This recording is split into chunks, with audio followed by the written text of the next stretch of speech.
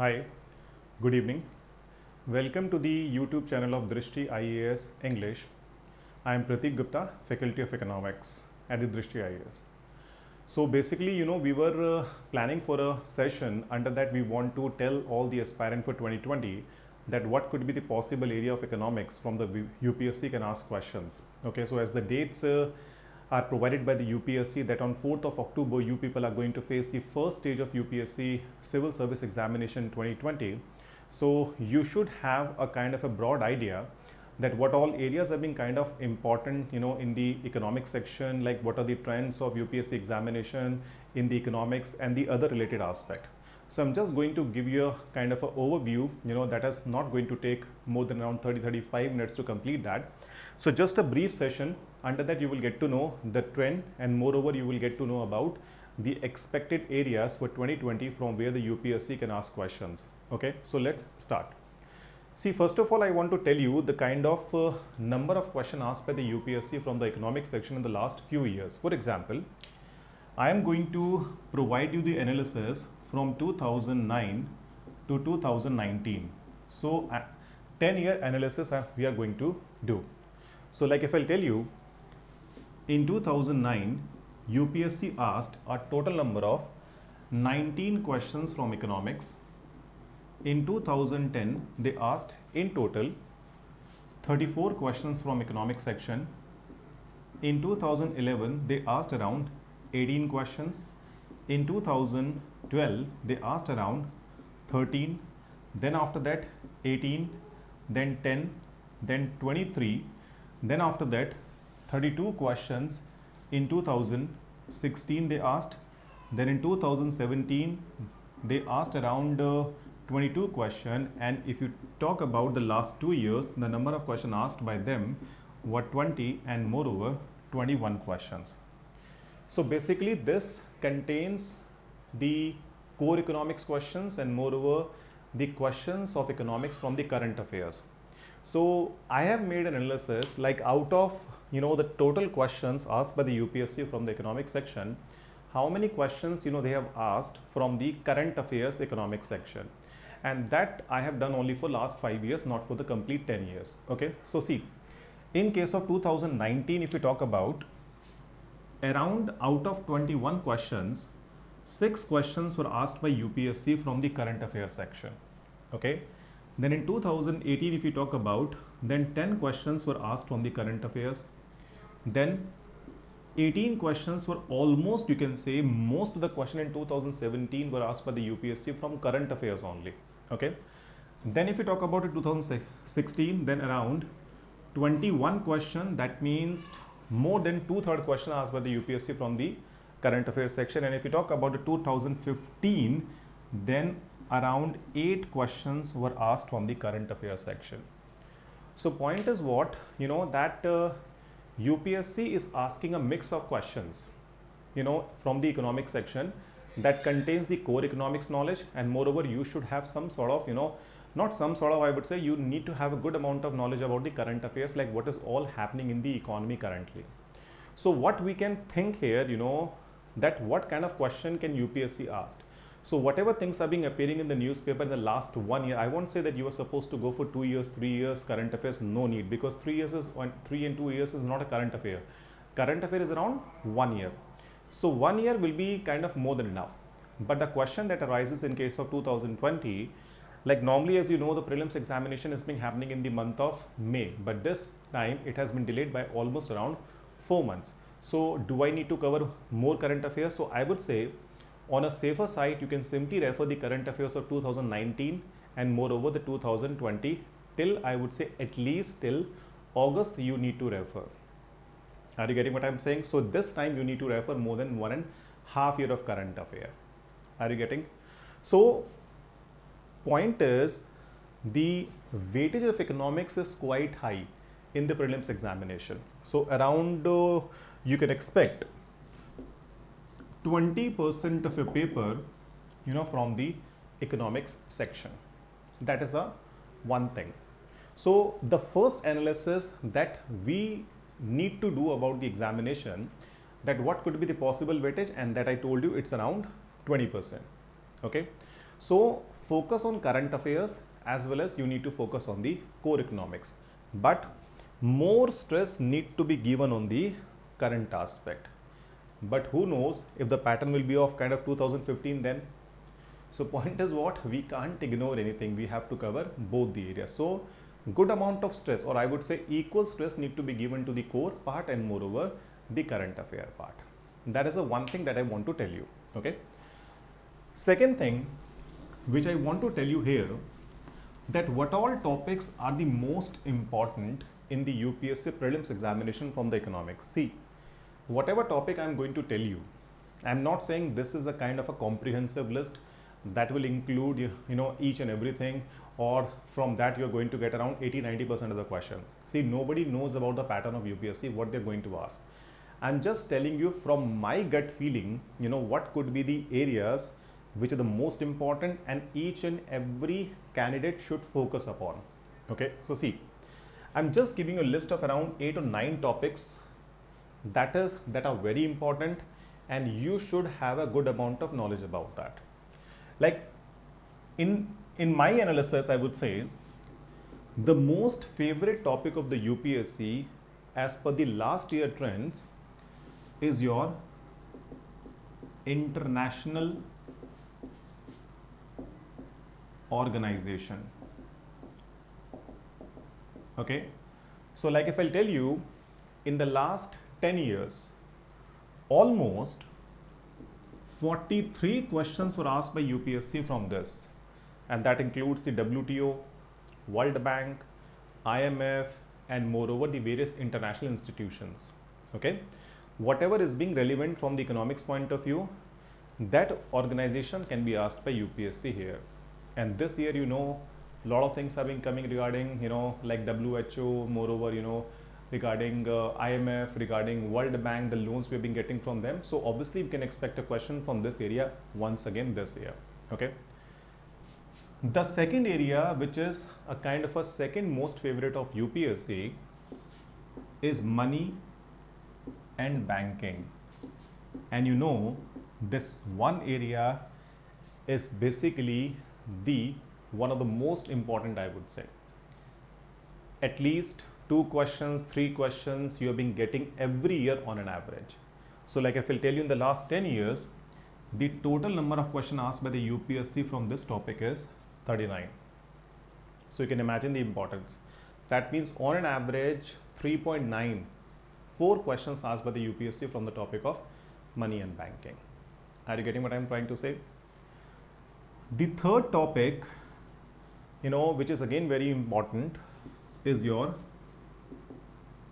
agriculture and industry. Okay, so around 29 questions in the last 10 years they have asked. Are you getting what I'm saying? So almost 3 questions on an average is being coming from this. So what kind of questions you can expect from agriculture area? Whatever schemes initiated by the government of India for the agriculture sector, and whatever things have been going on regarding industry. Okay, like all the quadrilaterals which have been going on, the primary industry, secondary industry, tertiary, quaternary, quinary industries, moreover the questions about the new industrial policy which the government of India has been thinking about, like Make in India, MSME, these kind of questions you can expect from this. Okay, so third important topic as per my knowledge, as per my analysis, is basically your agriculture and industry. Okay, that you need to focus upon. The fourth important area here, is your inflation, then unemployment, and you can also include here poverty. So the number of questions asked by UPSC from this is again around 29 in the last 10 years.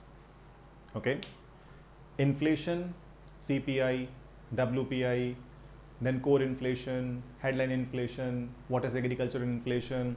Like as you know, in the recent time we are also facing the terms like recession, the terms like depression in the news, then you have stagflation, this kind of things. Okay, what all strategies can be adopted by the Reserve Bank of India to contain inflation, what all action has been taken by the government of India to to contain the inflation, or like as you can see, the inflation rate has been quite low in the recent times. So maybe a question you may expect from a term called reflation, or you may also get a question from a term called disinflation. Are you getting? So inflation is one area, again, a kind of a very important from the examination point of view. Unemployment and poverty, I would say most of the questions that you people will get will be from the schemes initiated by Government of India for the various social welfare purpose. So including the unemployment thing, and the second is your poverty. But this year I would say a question that you people can expect in the unemployment will be periodic labor force survey. Okay, so this area you need to focus upon, like what all the new terms that appeared in the periodic labor force, like the usual principal status basis unemployment rate. So they may ask you a question regarding that. Okay, then the fifth important area I would say is your public finance. Okay, or you can say the fiscal policy. So whatever Government of India is being doing in terms of finance, public debt, the private debt, this kind of a thing. Like as you know, the debt of the Government of India keep on increasing. So you may get a question from a public debt thing. Are you getting? So public finance, if I'll tell you, in the last 10 years, the number of questions asked by UPSC is around 18.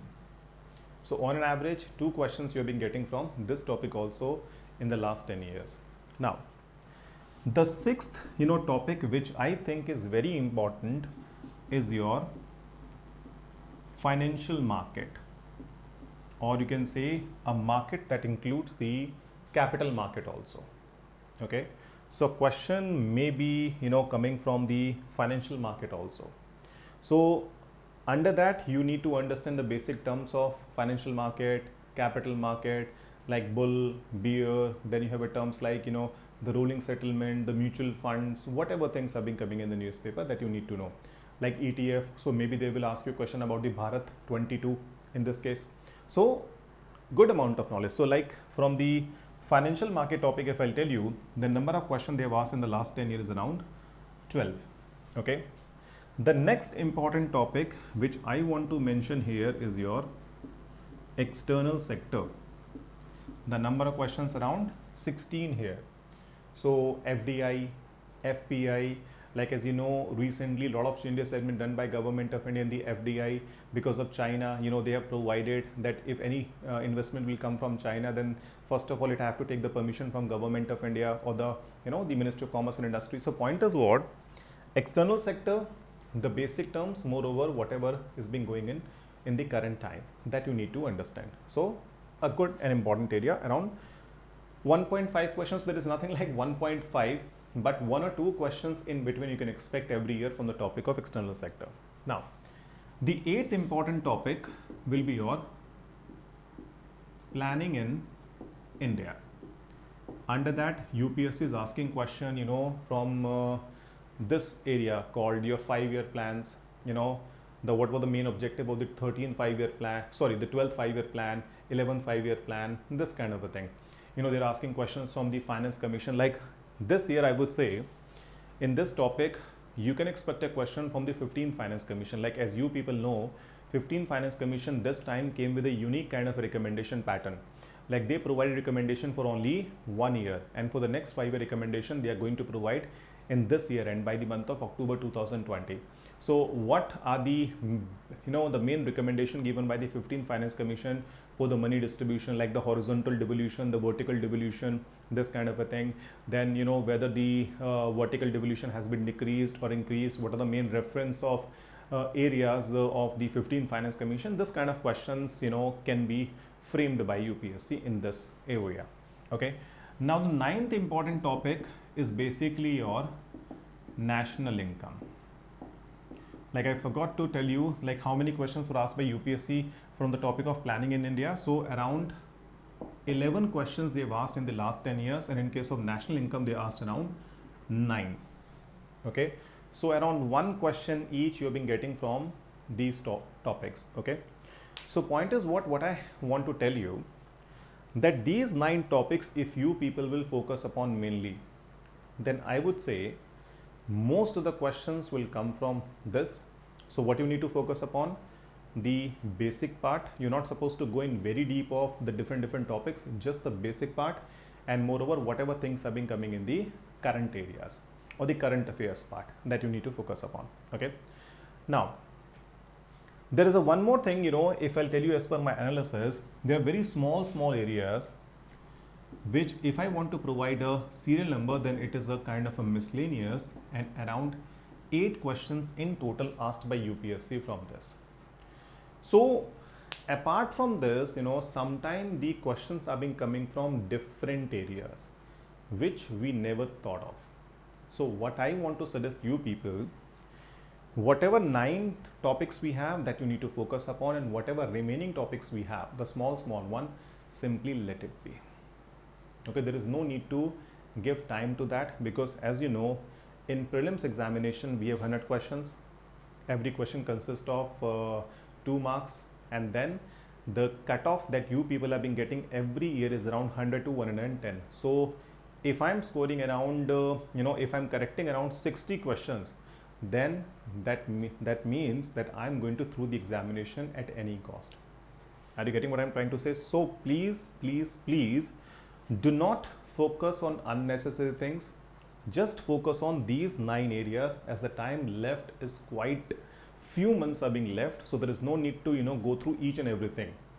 Moreover, one query is also been coming from a lot of students ki sir, now we have around 4 months, what we need to do? We need to focus upon the prelims examination or the mains examination. Then I'm still, I am always giving this suggestion to the students that you people need to focus more on the prelims. You can provide some time to the mains examination, like 2 hours, 3 hours every day you can give to the mains examination. I would say specifically if you want to provide, give time to your optional thing. Okay, and then the major focus you people need to provide on the prelims. Why I'm saying this? Because as each and everyone is going to get an extra amount of time, so maybe there is a possibility this year the cutoff will be little higher. Okay, so in the first stage, I told you the weightage of economics in the prelim, and I told you around 20% of the questions have been coming from this. And then as per my analysis, you have this 9 topics which you people need to focus upon. And if you think then you are being short of time, then I would suggest, even if you have been focusing on these 7 and you've been leaving the remaining 2, because as the remaining 2 are being quite vast, like in the national income you need to focus about GDP, GNP, so many terms are being there. So if you have been thinking that I am not going to do all the 9, then still I would say focus on these 7. These are the most important, and most of the questions will come from these 7 areas. Okay, now this is your second part. Now just, I'm not very sure, because the analysis which you do, and moreover whatever kind of your gut feeling says is always not correct. But it's just that whatever my gut feeling is saying, what are the possible areas or whatever possible question that come from that can come in a prelims examination. Because if you see the trend of UPSC examination questions, the questions they're being asking are more of analytical nature. They're not asking you a question regarding fact base and the other. So there is no need to mug up the facts, I would say. You just need to focus on the concept. For example, if I'll give you, like last to last year, UPSC asked a question about the capital adequacy ratio. So they asked the relevance of the capital adequacy ratio. They didn't ask the formula of the capital adequacy ratio. Okay. Then if I'll tell you, I think last to last year, they also asked a question about the GST. Okay. So in GST, they simply provided that GST is one of the tax which is going to help the Indian economy in terms of removing the cascading effect, or you can say the double taxation issue. And then they provided 2 more, statements. So point is what? The question they're asking is more of analytical nature. Like once they ask question about the neem coated urea, they ask question about the demographic dividend, they ask questions about the 5-year plan objectives, and so on. Okay, so questions are analytical. So I'm just going to tell you certain probable areas from where you can get the question in your prelims 2020. Okay, like first of all, as per my thinking, finance commission is one area from which you can get questions, specifically the 15th one. Okay, prepare this. The second area that you people need to focus is the various social welfare schemes. Specifically, I'm talking about the recent one, not the all. whatever schemes are in news like the Pradhan Mantri Kisan Yojana, Jan Dhan Yojana, MG Narega and the other, that you need to focus upon, and broadly the objectives, what they want to achieve through these schemes. Are you getting what I'm saying? Now, the third important area I would say is from the fiscal policy, the 3-year action plan of the government of India, that you know is from 2017-18 to 2019-20, though it is already being finished, but the point is, question they may ask you, you know, like what are the areas, you know, the government of India focused in this year 3-year action plan. Are you getting? So prepare this. So you're not supposed to read the entire 3-year action plan.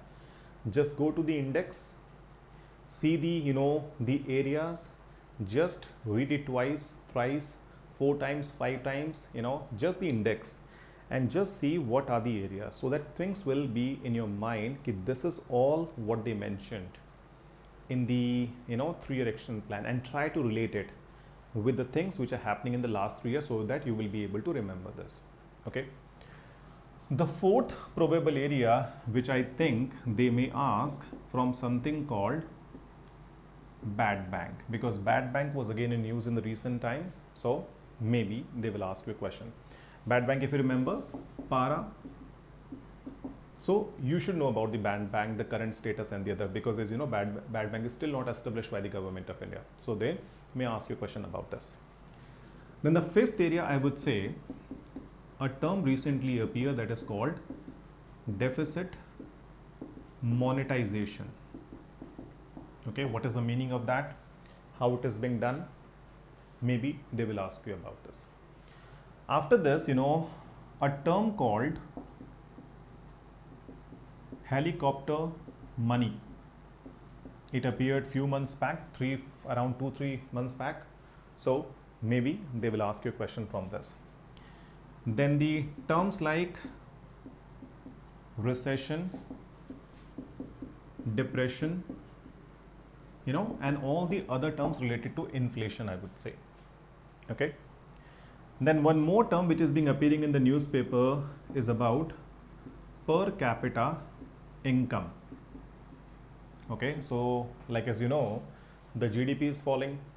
So few days back articles were there regarding the per capita income, that it is going to fall and how it is going to create more poverty in the income, and what all countries, you know, India is going to be nearby if this per capita income will fall. So the concept of GDP, GNP, maybe they will ask you.